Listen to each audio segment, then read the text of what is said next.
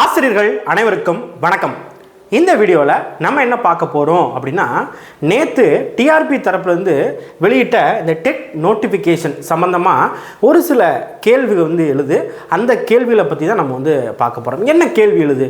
நார்மலாக பார்த்திங்க அப்படின்னா, ஜென்ரல் கேண்டிடேட்ஸ், அதாவது ஆசிரியர்கள் அல்லாமல் இந்த ஆசிரியர் பணிக்கு படிச்சுக்கிட்டு இருக்கிற மாணவர்கள் இருக்காங்க இல்லையா, அந்த மாணவர்கள் பார்த்திங்க அப்படின்னா, சார் இந்த டெட் பார்த்திங்கன்னா ஒன்லி ஃபார் ஒர்க்கிங் டீச்சர்ஸ் சொல்லி கொடுத்துருக்காங்க, எங்களுக்கு நாங்கள் இதில் அப்ளை பண்ண முடியாதா அப்படின்னு கேட்குறாங்க. முதல் விஷயம், இதில் அப்ளை பண்ண முடியாது. இது யாருக்கான நோட்டிஃபிகேஷன் அப்படின்னா, ஒர்க்கிங் டீச்சர்ஸ்க்கான நோட்டிஃபிகேஷன். சரியா? இப்போ வேலை பார்த்துட்டு இருக்கிற டீச்சர்ஸ்க்கான நோட்டிஃபிகேஷன் அப்படின்னு சொல்லலாம். அது கவர்மெண்ட் ஸ்கூலாகவும் இருக்கலாம், ப்ரைவேட் ஸ்கூலாகவும் இருக்கலாம். ஆனால் நீங்கள் எப்போ பணியில் சேர்ந்துருக்கணும் அப்படின்னா, செப்டம்பர் மாதம் 2025க்கு முன்னால் சேர்ந்துருக்கணும். அப்படி இருந்தால் தான் நீங்கள் இதில் எலிஜிபிள் அப்படிங்கிறது. சரியா? ரெண்டாவது ஒரு விஷயம் என்ன அப்படின்னா, சார், அதாவது ஜென்ரல் மாணவர்கள் இருக்காங்க இல்லையா, படிக்கிற மாணவர்கள், இந்த டீச்சர்ஸ்க்காக படிக்கிற மாணவர்கள், இந்த ஜென்ரல் மாணவர்கள் என்ன கேட்குறாங்க அப்படின்னா, சார் இப்போ ஒரு நோட்டிஃபிகேஷன் ரிலீஸ் பண்ணியிருக்காங்க, அப்போ மே மாதம் இந்த நோட்டிஃபிகேஷன் வருமா வராதா, ஜூலை மாதம் நாங்கள் எக்ஸாம் இருக்குமா இருக்காதா அப்படிங்கிற கேள்வி எழுது.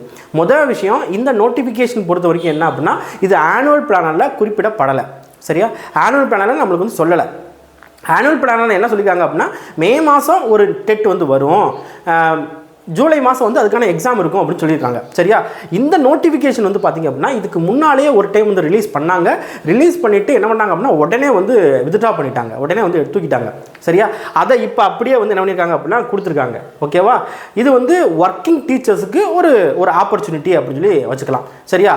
ஆனால் இது பொது பிரிவினருக்கு பார்த்திங்க அப்படின்னா, பொது பிரிவினர் ஜென்ரல் கேண்டிடேட்ஸ்க்கு இதை மட்டும் கொடுத்துட்டு மே மாதம் கொடுக்காம விட்டாங்க அப்படின்னா அது அஃபெக்ட் ஆகும். ஆனால் கண்டிப்பாக ஆனுவல் பிளானில் என்ன கொடுத்துருக்காங்க அப்படின்னா, மே மாதம் கால்ஃபேர் அப்படின்னு சொல்லி கொடுத்துருக்காங்க.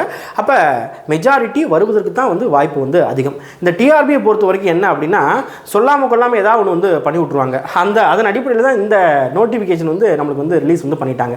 இப்போ பாருங்கள், இப்போ அப்ளை பண்ணுற டீச்சர்ஸ் கவனிக்க வேண்டிய விஷயத்தை நான் பின்னால் சொல்கிறேன். முதல்ல இந்த ஜென்ரல் கேண்டிடேட் டீச்சர் இருக்காங்க இல்லையா, இதில் என்ன இதுனா, நிறையா சார் இப்படி இருக்கலாமோ அப்படி இருக்கலாமோ அப்படின்னு சொல்லிட்டு நிறையா சொல்கிறாங்க. முதல் ஒரு விஷயம் என்ன அப்படின்னா, அப்பா நீங்கள் டெட்டுக்கு ப்ரிப்பேர் பண்ணுறீங்க அப்படின்னா, முதல்ல நம்ம சிலபஸ்லாம் கம்ப்ளீட் பண்ணிட்டோமா, முதல்ல பார்க்க வேண்டிய விஷயம் என்ன அப்படின்னா, சிலபஸ்லாம் கம்ப்ளீட் பண்ணிட்டோமா, நம்ம அந்த தேர்வுக்கு தயாராக இருக்குமா அப்படிங்கிறத நம்ம பார்க்கணும். நம்ம தேர்வுக்கு இன்னும் தயாராகலை. சரியா? முதல்ல அதை நீங்கள் பாருங்கள். இந்த விஷயத்தை போட்டு மண்டைகளை போட்டு என்ன பண்ணாதீங்க அப்படின்னா குழப்பாதீங்க. சரியா? முதல்ல ப்ரிப்ரேஷன் ஸ்டார்ட் பண்ணுங்கள். ப்ரிப்ரேஷன் ஸ்டார்ட் பண்ணி நம்ம சிலபஸ் முடிக்கணும், 6th-லேருந்து 12th வரைக்கும் புக்ஸ் எடுத்து நம்ம படிக்கணும் அப்படிங்கிற அந்த மைண்ட் செட்டுக்கு வாங்க. சரியா? அதுக்கப்புறம் பார்த்திங்க அப்படின்னா, சார் இப்படியே பண்ணிக்கிட்டு இருந்தாங்க அப்படின்னா டெட்டு வருமா வராதா அப்படிங்கிற கேள்வி இருக்கும்.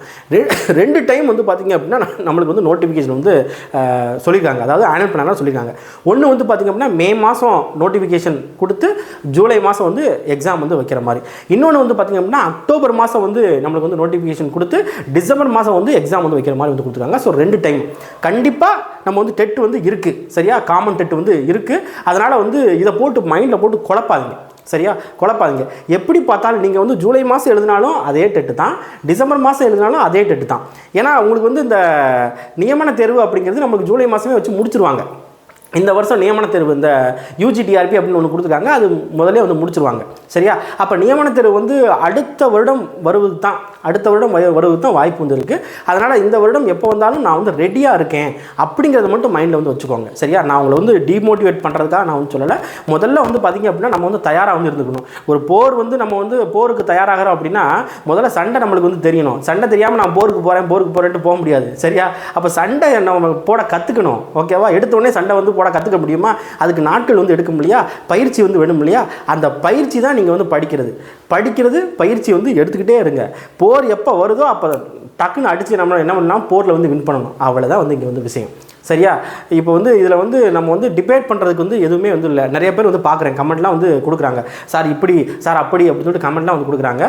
இவங்க கொடுத்துட்டாங்க அப்படின்னா நம்மளுக்கு காமன் டெட் இப்போ மே மாதம் காமன் டெட் கொடுத்துட்டாங்க அப்படின்னா பிரச்சனை கிடையாது. கண்டிப்பாக ஆனுவல் பிளான் கொடுத்துருக்காங்க. அப்போ அப்படிங்கிறப்ப வர்றதுக்கு தான் வாய்ப்பு அதிகமாக இருக்குது.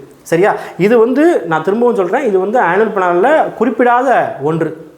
ஆனுவல் பிளானில் சொல்லலை இந்த மாதிரி ஒர்க்கிங் டீச்சர்ஸ்க்காக நான் வந்து வைப்போம் அப்படின்னா நீங்கள் ஆனுவல் பிளானில் என்ன பண்ணியிருக்கணும் அப்படின்னா நீங்கள் மென்ஷன் பண்ணியிருக்கணும் மே மாதம் வர்றதா அது வந்து ஒர்க்கிங் டீச்சர்ஸ்க்கான டெட்டு, அதே மாதிரி டிசம்பர் மாதம் எழுத போகிறதா அது வந்து காமன் டெட்டு அப்படின்னு சொல்லி நமக்கு சொல்லியிருக்கணும். ஆனால் டிஆர்பி அதை பற்றி எதுவுமே சொல்லலை. சரியா? இது வந்து எதுக்காக அப்படின்னா இது வந்து இதில் பல விஷயங்கள் வந்து இருக்குது, நான் அதை வந்து டீட்டெயிலாக சொல்ல முடியாது. ஓகேவா? திடீர்னு வந்து என்ன பண்ணுறாங்க அப்படின்னா தூக்கி வந்து என்ன பண்ணிட்டாங்க அப்படின்னா கொடுத்துட்டாங்க, இந்தாங்க நீங்கள் வந்து டீச்சர்ஸ் எல்லாம் என்ன பண்ணுங்க அப்படின்னா டெட் வந்து எழுதுங்க அப்படின்னு சொல்லி கொடுத்துருக்காங்க.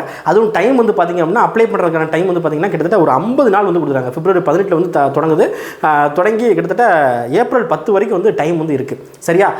எக்ஸாம் வந்து பார்த்திங்க அப்படின்னா உங்களுக்கு ஜூலை மாதம் 4, 5 அந்த டேட்டில் வந்து வச்சுருக்காங்க.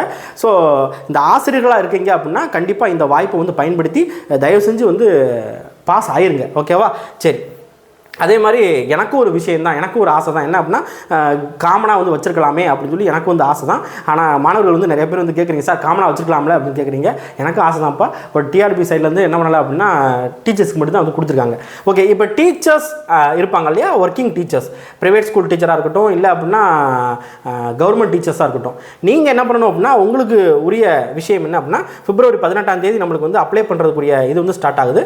எடுத்த உடனே வந்து அப்ளை பண்ணணும்னு அவசியம் இல்லை, நம்மளுக்கு வந்து 50 நாள் வந்து டைம் இருக்குது. ஸோ பொறுமையாக பார்த்து என்ன பண்ணுங்க அப்படின்னா அப்ளை வந்து பண்ணுங்கள். எதுவும் நேமில் இல்லை அப்படின்னா வேறு எதுலையா வந்து தப்பு வந்து பண்ணிடாதீங்க. சரியா? ரைட். இப்போ வந்து பாருங்கள், இதுக்கு வந்து அப்ளை பண்ணுறதுக்கு நம்ம டிஆர்பி வெப்சைட்டில் தான் வந்து அப்ளை பண்ணணும். இதுக்கு வந்து பார்த்திங்க அப்படின்னா என்னென்ன தேவை அப்படின்னு நமக்கு வந்து கொடுத்துருப்பாங்க. ஃபோட்டோ வேணும், சைன் வேணும், அதுக்கப்புறம் பார்த்திங்கன்னா உங்களோட சர்டிஃபிகேட்ஸ் வந்து வேணும்.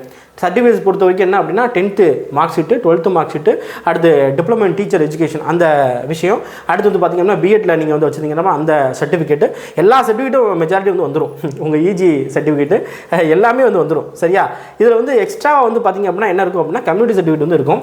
அடுத்து வந்து பார்த்திங்க அப்படின்னா சர்வீஸ் சர்டிஃபிகேட் அப்படின்னு சொல்லி கொடுத்துருக்காங்க பாருங்கள். இது வந்து நான் யாருக்கு சொல்கிறேன் அப்படின்னா ஒர்க்கிங் டீச்சர்ஸ்க்கு சொல்கிறேன். சர்வீஸ் சர்டிஃபிகேட் இருக்கு இல்லையா, இந்த சர்வீஸ் சர்டிஃபிகேட் தான் நம்ம வந்து மெயின். இந்த சர்வீஸ் சர்டிஃபிகேட் வந்து எங்கே வந்து வாங்கணும் அப்படின்னா உங்களோட நீங்கள் வேலை பார்க்குற ஸ்கூலில் வந்து வாங்கணும். வேலை பார்க்குற ஸ்கூலில் இந்த சர்வீஸ் சர்டிஃபிகேட்டுக்குரிய அந்த சர்டிஃபிகேட் ஃபார்மெட் இருக்கும் இல்லையா, அந்த ஃபார்மெட் இந்த நோட்டிஃபிகேஷனுக்கு லாஸ்ட்டில் வந்து இருக்கும். இந்த நோட்டிஃபிகேஷனுக்கு லாஸ்ட்டில் வந்து இருக்கும். அதில் கேட்டிருக்கிற விஷயங்களை நீங்கள் வந்து ஃபில் பண்ணி நீங்கள் என்ன பண்ண போகிறீங்க அப்படின்னா சைன் வந்து வாங்க போகிறீங்க. சைன் வாங்கி இதை வந்து என்ன பண்ண போகிறா இருக்கும், அப்லோட் பண்ணுற மாதிரி வந்து இருக்கும். என்ன வெப்சைட்டில் வந்து அப்லோட் பண்ணுற மாதிரி இருக்கும்.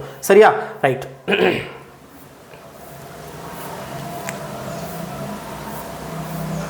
ஓகே, இந்த இருக்குது பாருங்கள், இதுதான் வந்து இந்த சர்வீஸ் சர்டிஃபிகேட் 2026 அப்படிங்கிறது. சரியா? ஓகே, இதில் வந்து பாருங்கள் எல்லாமே வந்து இருக்கும். என்னென்ன விஷயங்கள் இருக்கோ எல்லாமே வந்து இருக்கும். ப்ரைவேட் ஸ்கூலுக்கு இது வந்து அடங்கும். ஓகேவா? இது கவர்மெண்ட் ஸ்கூலுக்கு மட்டும் வந்து நினைக்காங்க, ப்ரைவேட் ஸ்கூலுக்கும் வந்து அடங்கும். ஆனால் என்ன அப்படின்னா டீச்சர் எமிஸ் நம்பர் வந்து இருக்கணும். ப்ரைவேட் ஸ்கூல் இருக்கீங்க அப்படின்னா எமிஸ் நம்பர் வந்து இருக்கணும். கண்டிப்பாக வந்து இருக்கும், மெஜாரிட்டி வந்து இருக்கும். சரியா? இப்போ IFHRMS சரியா, டப்புன்னு வந்து வரல. இது வந்து கவர்மெண்ட் ஸ்கூலுக்கு இருக்கிற அந்த டீச்சர்ஸ்க்கு மட்டும்தான் வந்து இருக்கும். அந்த IFHRMS அப்படிங்கிற அந்த நம்பர் வந்து பார்த்திங்க அப்படின்னா ஏன்னா சம்பளம் போடக்கூடிய நம்பர். ஓகேவா? ஸோ கடைசியில் வந்து பார்த்திங்க அப்படின்னா இந்த சைன் வாங்கி என்ன பண்ணணும் அப்படின்னா இதை வந்து நீங்கள் வந்து அப்லோட் பண்ணுற மாதிரி வந்து இருக்கும்.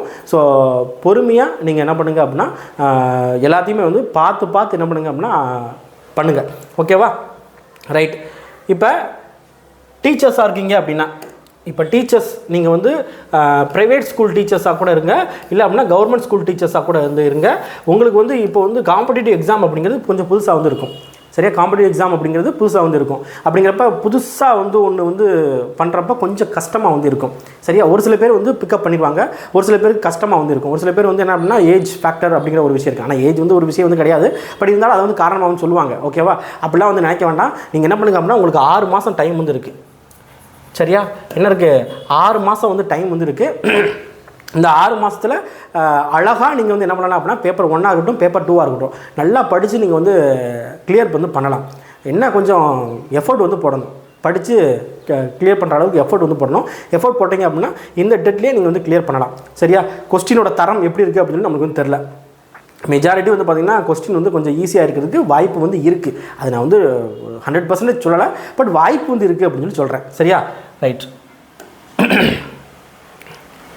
ஓகே, வேறு ஏதாவது டவுட் வந்து உங்களுக்கு வந்து இருக்குது அப்படின்னா அதே மாதிரி ஜென்ரல் கேண்டிடேட்ஸ் இதை பற்றி நீங்கள் வந்து ஒரி வந்து பண்ணாதீங்க. நீங்கள் வந்து என்ன பண்ணுங்கள் அப்படின்னா படிக்க வந்து ஸ்டார்ட் பண்ணுங்கள், கொஞ்சம் கொஞ்சமாக படிக்க வந்து ஸ்டார்ட் பண்ணுங்கள். ஏன்னா நிறைய டாபிக்ஸ் வந்து இருக்குது, நிறைய விஷயங்கள் வந்து இருக்குது, நீங்கள் படிக்கிறதுக்கு வந்து இருக்குது. ஸோ அதை வந்து நீங்கள் வந்து ஃபோக்கஸ் வந்து பண்ணுங்கள், இதை வந்து விட்டுருங்க. சரியா? டீச்சர்ஸ் இருப்பீங்க இல்லையா, நீங்களும் என்ன பண்ணுங்கள் அப்படின்னா இந்த ஒரு வாய்ப்பை என்ன பண்ணுங்க அப்படின்னா பயன்படுத்திக்கோங்க. நன்றி.